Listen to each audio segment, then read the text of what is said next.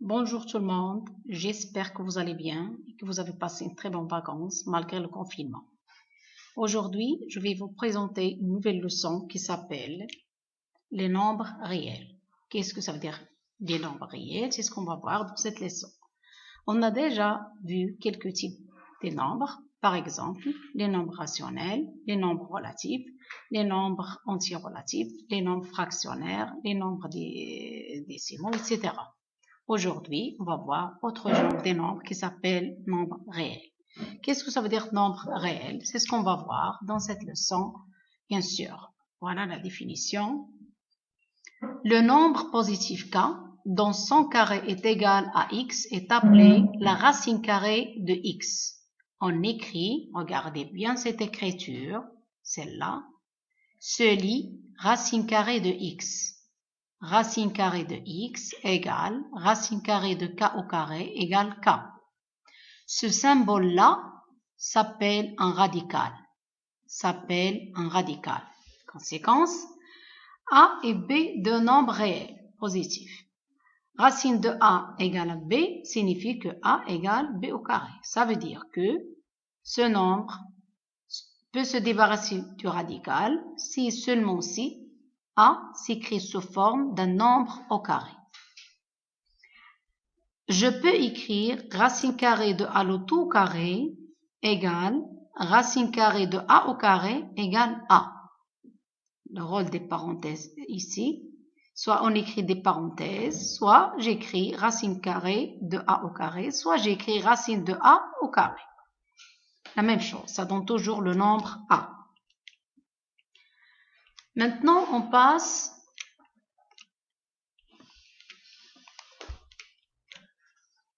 à cet exemple. Regardez bien. Racine de 81 égale 9. Pourquoi? Parce que 81 s'écrit sous forme de 9 au carré. On aura ici 81, racine de 81 égale racine de 9 au carré égale à 9. De même, racine de 0,04 égale 0,2 car 0,2 au carré égale 0,04. De même ici, racine carrée de 1 sur 49. Regardez bien, si on a un nombre fractionnaire ou bien rationnel, qu'est-ce qu'on écrit? On écrit radical très long, regardez bien, jusqu'à ce qu'il couvre tout le nombre fractionnaire. Racine carrée de 1 sur 49 égale 1 sur 7. Pourquoi? Parce que 1 sur 49 s'écrit sous forme de 1 sur 7 le tout au carré. De même, racine carrée de 121 égale racine carrée de 11 au carré égale à 11. De même, racine carrée d'un million égale racine carrée de 10 à la puissance 6. Comme vous remarquez ici, on n'a pas un nombre au carré, ce qu'on va essayer de faire.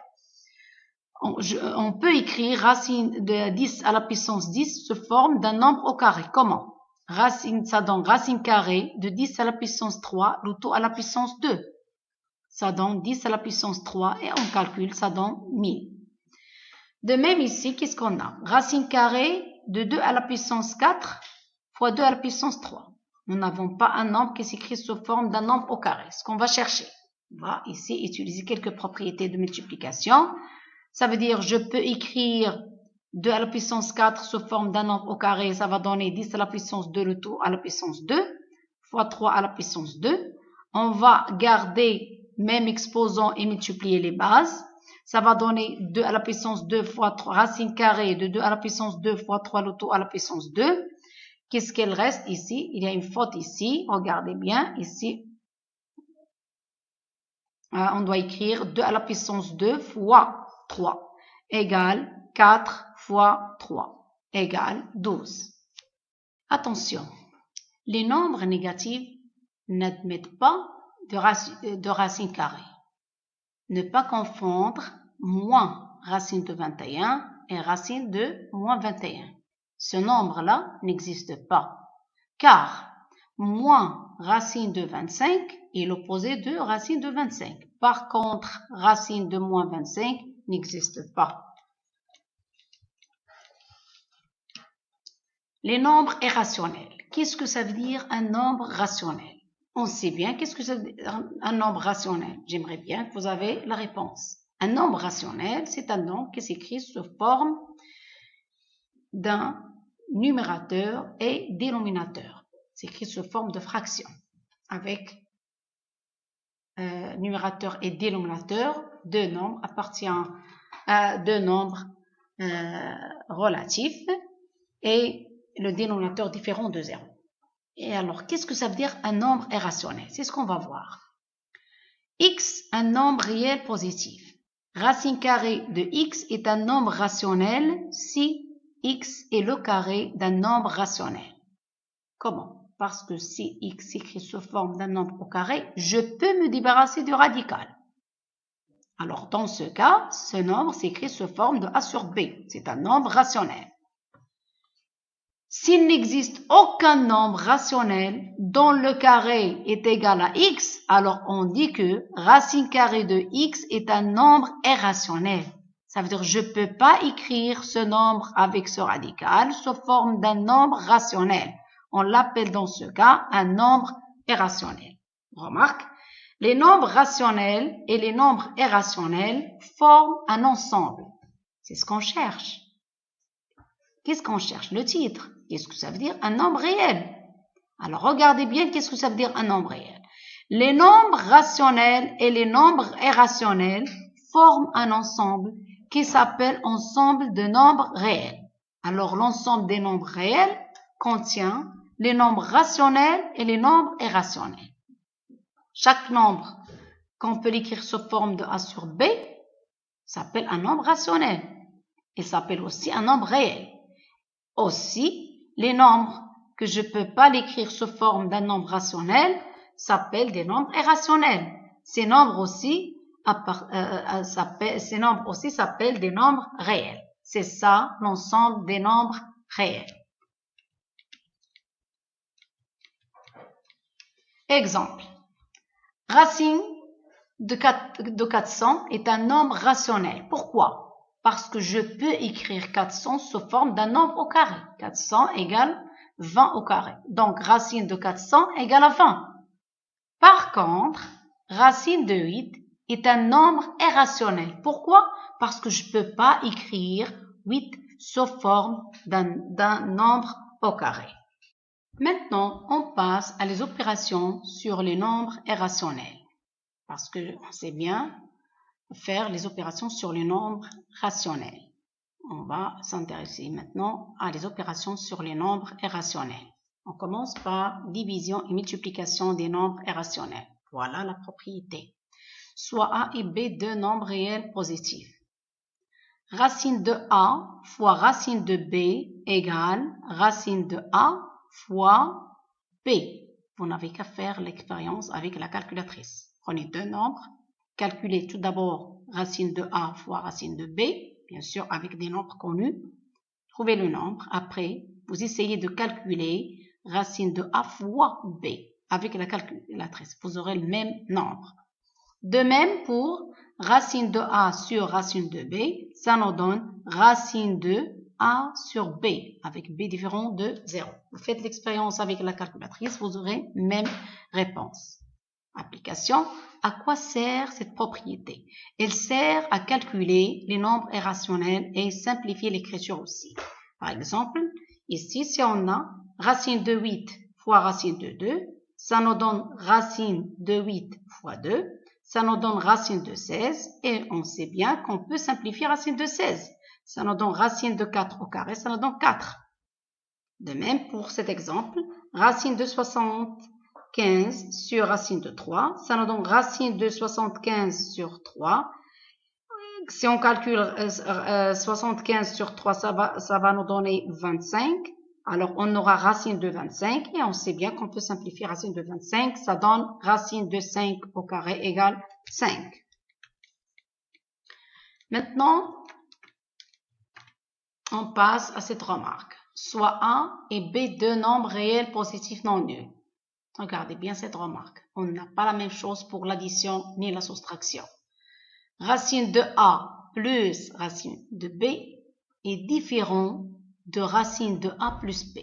Sauf pour quelques nombres, comme 0 par exemple. On peut avoir racine de 0 plus racine de 0 égale racine de 0. Mais pour les autres nombres, non. Vous n'avez qu'à faire l'expérience Prenez par exemple cet exemple, vous faites les calculs avec la calculatrice. Vous faites ici racine de 5 plus racine de 7, ça va donner un nombre. De même, calculer racine de 12, ça va donner un autre nombre. Alors, en général, racine de A plus racine de B, différent de racine de A plus B. C'est pas la même chose pour la multiplication ni pour la division. Maintenant, on passe à autre chose. On passe à la simplification des nombres irrationnels.